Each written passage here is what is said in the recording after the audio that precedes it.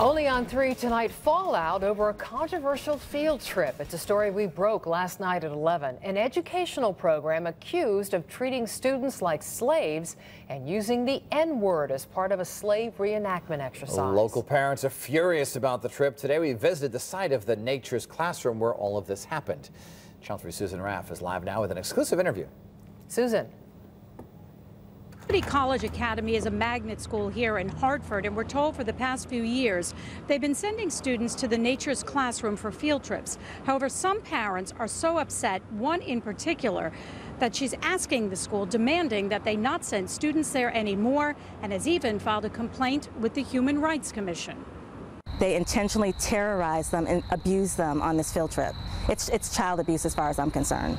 Sandra Baker says her 12-year-old daughter and her classmates were called the N-word and were chased through the woods at Nature's Classroom, an environmental education program based in Charlton, Massachusetts. When we called, they invited us to come and to see what they do. One of the programs depicts the Underground Railroad and the conditions during slavery. But did their staff cross the line while trying to teach an important part of history? Did the N-word, was that used? I could absolutely not expect the N-word, because we're so afraid of even saying it, that it would be acceptable in any terminology here at Nature's Classroom.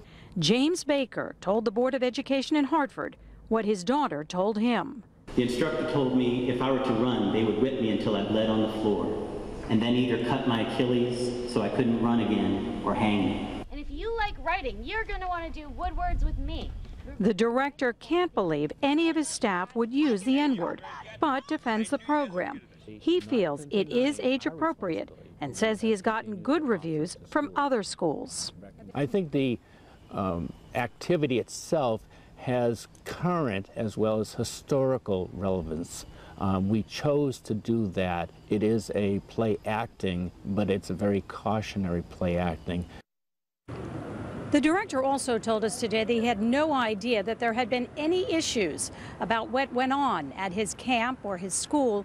And he says part of the problem, he only learned about this recently. He says right now he's trying to figure out exactly what happened. He says it's been 10 months that he was told that this allegedly happened. And he also tells us that it's up to each school to decide whether or not they want to participate in this program. Now, there have been other complaints from other parents, but this particular director tells us that he stands by the program. He says it's a hands-on experience, and he has no plans to get rid of the program.